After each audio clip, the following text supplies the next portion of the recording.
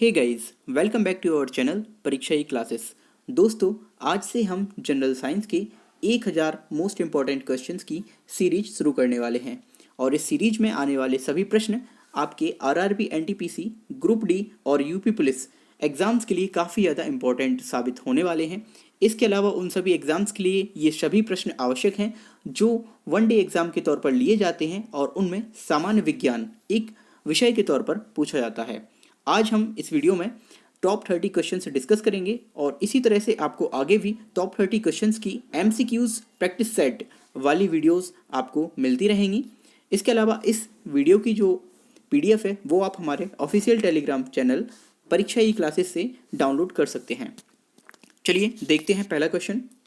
प्रति 100 ml रक्त में लगभग कितने ग्राम हीमोग्लोबिन पाया जाता है? तो देखिए, मानव रक्त के प्रति 100 ml में यानी 100 ml रक्त में जो हीमोग्लोबिन की मात्रा पाई जाती है वो 12 से 16 ग्राम पाई जाती है। ऑप्शन नंबर सी बिल्कुल सही है। क्वेश्चन नंबर सेकंड देखेंगे। निम्नलिखित में से कौन सी परत पृथ्वी को सूर्य की अल्ट्रा वायलेट किरणों से बचाती है? तो देखिए, पृथ्वी को सूर्य की अल्ट्रा वायलेट रेज से बचाने के लिए वायुमंडल में जो परत पाई जाती है वो होती है ओजोन परत। ऑप्शन नंबर ए बिल्कुल सही है। Question number 3।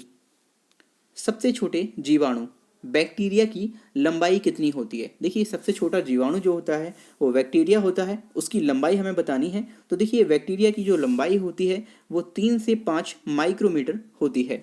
Option number B बिल्कुल सही है। Question number 4। माचिस की तीली पर निम्नलिखित में से किसका मसाला उपयोग किया जाता है? तो देखिए, माचिस की तीली और उसे जलाने के लिए माचिस पर जो तत्व प्रयोग किया जाता है वह होता है फास्फोरस। ऑप्शन नंबर बी बिल्कुल सही है।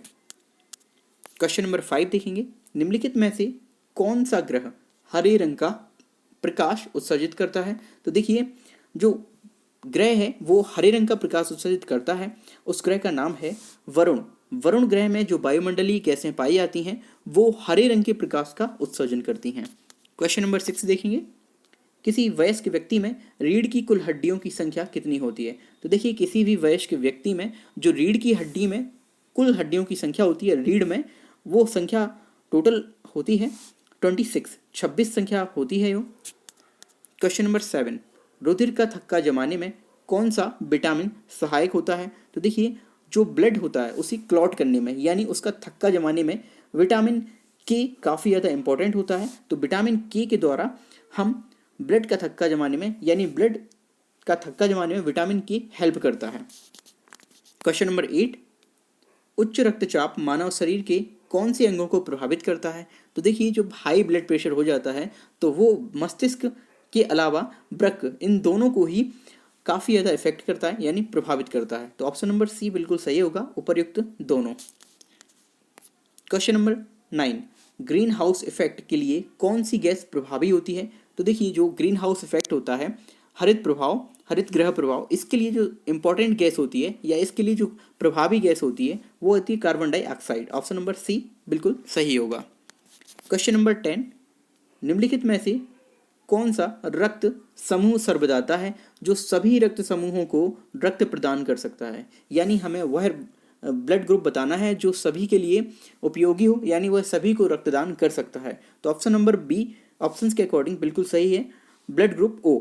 लेकिन जो ओ पॉजिटिव होता है वो सभी को ब्लड डोनेट कर सकता है। इसके अलावा जो ए बी नेगेटिव होता है वो सभी का ब्लड ले सकता है यानी ये सर्वदाता होता है, तो इसे हम सर्वग्राही कहते हैं। क्वेश्चन नंबर 11 देखेंगे। निम्नलिखित एक सामान्य मनुष्य के अग्न्याशय में लगभग कितने लैंगरहैंस द्वीप पाए जाते हैं? तो देखिए, एक सामान्य मनुष्य यानी जनरल जो सामान्य वयस्क पुरुष होता है उसके अग्न्याशय में टोटल लैंगरहैंस द्वीपिकाओं की संख्या होती है लगभग 10 से 20 लाख। ऑप्शन नंबर डी बिल्कुल सही होगा। Question number 12। अंडे में कौन सा विटामिन लगभग नहीं पाया जाता है? तो देखिए, अंडे में जो विटामिन नहीं पाया जाता है वो हमें यहाँ पर बताना है जो नहीं पाया जाता है। तो देखिए, वहाँ पर विटामिन ए भी पाया जाता है अंडे में, विटामिन बी कॉम्प्लेक्स, इसके अलावा विटामिन डी भी पाया जाता है, लेकिन विटामिन सी यहाँ पर नहीं पाया जाता। ऑप्शन नंबर सी बिल्कुल सही होगा। Question number 13।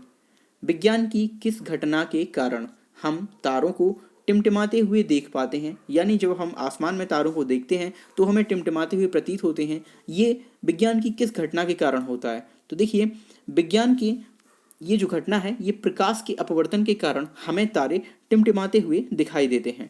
ए ऑप्शन बिल्कुल सही होगा। क्वेश्चन नंबर 14, निम्नलिखित में से कौन सा पदार्थ सबसे अधिक ज्वलनशील है?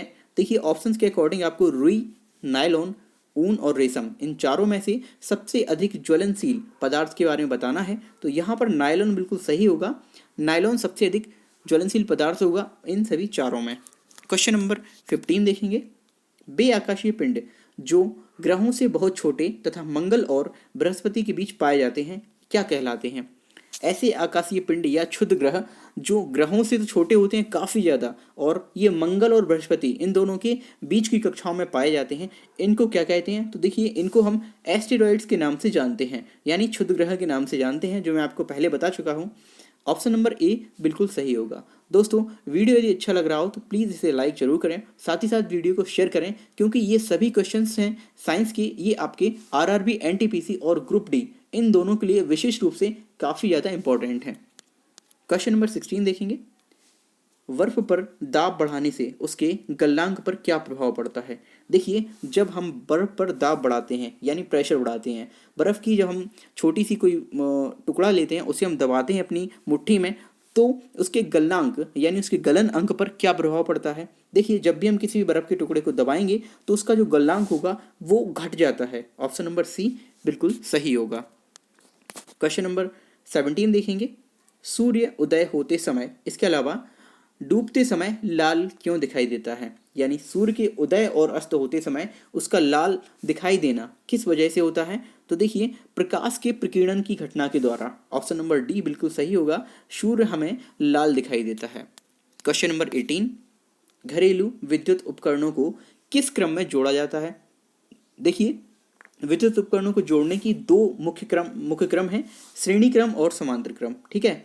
लेकिन इन दोनों को मिलाकर एक तीसरा क्रम बनाया जाता है जिसे हम मिश्रित क्रम कहते हैं, लेकिन मुख्य रूप से केवल ये दो क्रम होते हैं।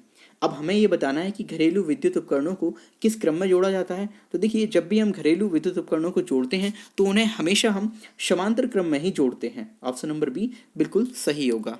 क्वेश्चन नंबर 19 देखेंगे, लोहे में जंग लगना एक कैसी क्रिया होती है? यानी जब भी हम देखते हैं खुले में जब लोहा डला होता है तो हम उसमें देखते हैं उसमें क्षरण होता है, जंग लग जाती है। तो ये कैसी क्रिया होती है? ये एक केमिकल रिएक्शन होती है। जब लोहा पानी और वायु इन दोनों के संपर्क में आता है तो ये रिएक्शन करके क्षरित होने लगता है, यानी इसमें क्षरण होने लगता है, टूटने लगता है, और ये एक केमिकल रिएक्शन होती है, रासायनिक क्रिया। ऑप्शन नंबर बी सही होगा। क्वेश्चन नंबर 20 देखेंगे, केतली में पानी का गर्म होना किसका उदाहरण है? देखिए जब हम केतली में पानी गर्म करते हैं तो जैसे ही केतली गर्म होती है, केतली की सतह और पानी ये दोनों एक दूसरे से चिपके रहते हैं, जुड़े रहते हैं, जिस कारण केतली के जब अणु गर्म होते हैं तो वह पानी के अणुओं को ऊष्मा ट्रांसफर करते हैं। इस वजह से पानी भी गर्म होने लगता है। अब ये जो गर्म होने का तरीका है ये किस तरह से होता है? तो देखिए जब संवहन होता है यहाँ पर, उस जब केतली की गर्म अणु जल की अणुओं को ऊर्जा स्थानांतरित करते हैं तो यहाँ पर संवहन होता है। ऑप्शन नंबर बी बिल्कुल सही होगा। क्वेश्चन नंबर 21, किस तत्व की कमी से बच्चे कुपोषण का शिकार हो जाते हैं? तो देखिए प्रोटीन की कमी से बच्चों में कुपोषण का रोग हो जाता है, यानी बच्चे कुपोषित होने लगते हैं, सूखे से दिखाई देते हैं आपको, और पतले काफ़ी दुबले पतले दिखाई देते हैं। तो प्रोटीन की कमी से ये रोग होता है कुपोषण। क्वेश्चन नंबर 22 देखेंगे, उस कथन को छांटिए जो कि सत्य नहीं है, यानी यहाँ पर हमें असत्य कथन छांटना है। किसी वस्तु का द्रव्यमान हर स्थान पर समान होता है, सही है। किसी वस्तु का द्रव्यमान उस वस्तु के भार को प्रभावित करता है, बिल्कुल करेगा। वस्तु का द्रव्यमान और भार एक दूसरे पर निर्भर होते हैं। किसी वस्तु का भार गुरुत्वाकर्षण बल से प्रभावित होता है, ये भी सही है। जहाँ पर जी ज़्यादा होगा वहाँ पर भार ज़्यादा होगा, और जहाँ पर जी कम होगा वहाँ पर भार भी कम होगा।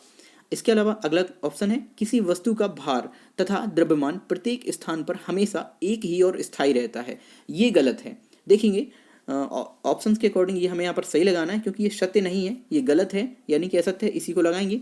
देखिए पृथ्वी पर जब किसी व्यक्ति का भार 60 किलोग्राम होता है, मान लीजिए 60 केजी का व्यक्ति है पृथ्वी पर, तो ये इसका जो भार होता है चंद्रमा पर वो रह जाता है कितना, 1/6 ऑफ अर्थ, यानी अर्थ पर जितना भार है उसका 1/6, 60 किलो का व्यक्ति वहाँ पर केवल 10 किलो का हो जाता है, तो उसका भार कहाँ पर स्थायी रहा, नहीं रहा ना, लेकिन द्रव्यमान हमेशा स्थायी रहता है। पर यहाँ पर दोनों हमें दिए गए हैं, इसलिए ये वाला ऑप्शन जो डी ऑप्शन है ये बिल्कुल सही होगा।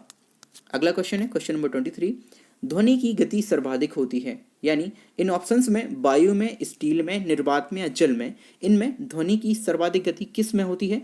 तो स्टील में ध्वनि की सर्वाधिक गति होती है, ऑप्शन नंबर बी सही होगा। क्वेश्चन नंबर 24 देखेंगे, विलय यानी सॉल्यूट को विलयन यानी सॉल्यूशन से पृथक किया जा सकता है, किस विधि के द्वारा हम सॉल्यूट को सॉल्यूशन से अलग कर सकते हैं, यह हमें बताना होगा।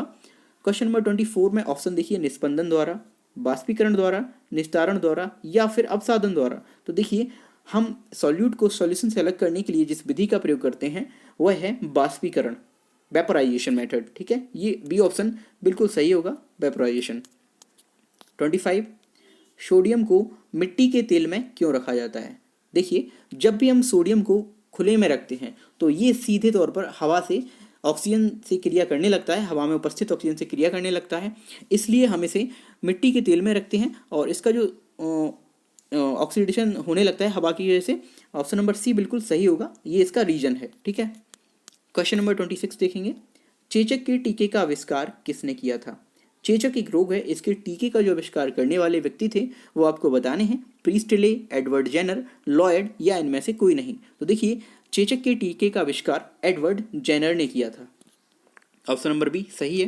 क्वेश्चन नंबर 27 देखेंगे, शरीर में ऑक्सीजन की आपूर्ति किसके द्वारा की जाती है? यानी बॉडी में जो ऑक्सीजन है उसकी आपूर्ति किसके द्वारा करते हैं? ब्लड के द्वारा तो की जाती है, ये तो सभी जानते हैं, लेकिन ब्लड के काफ़ी पार्ट होते हैं, आप जानते हैं, तो ब्लड के किस पार्ट के द्वारा ये किया जाता है आपूर्ति? तो देखिए आरबीसी, रेड ब्लड सेल्स, इनके द्वारा बॉडी में ऑक्सीजन की आपूर्ति की जाती है। क्वेश्चन नंबर 28, मनुष्य के शरीर में हृदय को एक बार धड़कने में कितना समय लगता है? तो देखिए जो सामान्य वयस्क मनुष्य होता है उसके शरीर में हृदय को एक बार धड़कने में 0.8 सेकंड का समय लगता है, और इसी तरह से 1 मिनट में जो मनुष्य का हृदय है सामान्य मनुष्य का वो 72 बार धड़कता है, ऑप्शन नंबर यहाँ पर सी बिल्कुल सही है, 0.8 सेकेंड, ये 72 टाइम्स हृदय धड़कता है, ये आपको बताना है यहाँ पर। क्वेश्चन नंबर 29, पृथ्वी का विषुवतीय व्यास लगभग कितना है? पृथ्वी का जो विषुवत रेखा पर व्यास है ये हमको बताना है, ये लगभग कितना है? तो देखिए 12,750 ये पृथ्वी का विषुवत रेखा पर व्यास है, यानी विषुवत रेखा पर एक कोने से अगर दूसरे कोने तक नापा जाए तो ये जो 12,750 किलोमीटर है ये पृथ्वी का विषुवती व्यास होगा। अगला क्वेश्चन है क्वेश्चन नंबर 30, प्रकाश संश्लेषण प्रक्रिया के लिए अनिवार्य घटक क्या है? देखिए जब भी प्रकाश संश्लेषण क्रिया होती है तो उसमें कार्बन डाइऑक्साइड की भी जरूरत होती है, इसके अलावा जल और सूर्य के प्रकाश की आवश्यकता होती है और क्लोरोफिल की भी आवश्यकता होती है। इन तीनों ही घटकों यानी चारों ही घटकों का यूज किया जाता है, तो ऑप्शन नंबर डी बिल्कुल सही है, उपर्युक्त सभी। देखिए यहाँ पर हमने 30 मोस्ट इंपॉर्टेंट क्वेश्चंस डिस्कस किए हैं जो आरआरबी, एनटीपीसी और ग्रुप डी और इसके अलावा यूपी पुलिस, इन सभी एग्जाम्स के लिए काफ़ी ज़्यादा इंपॉर्टेंट है। यहाँ पर मैं आपको इन क्वेश्चंस की आंसर की भी प्रोवाइड कर रहा हूँ। ये जो पीडीएफ है ये आपको हमारे official Telegram channel Pariksha e classes, आप सर्च करेंगे टेलीग्राम पर, वहाँ पर ग्रुप में आप ज्वाइन करेंगे, ज्वाइन करने के बाद आपको इस पीडीएफ को वहाँ से डाउनलोड कर लेना है और ये आपको इसकी आंसर की है, यहाँ पर आप आंसर की भी देख सकते हैं अपने क्वेश्चन सॉल्व करने के बाद। वीडियो आपको कैसे लगा प्लीज़ कमेंट्स में जरूर बताएं। वीडियो को लाइक, शेयर और चैनल को सब्सक्राइब करना बिल्कुल भी ना भूलें। Thanks for watching our video. Thank you.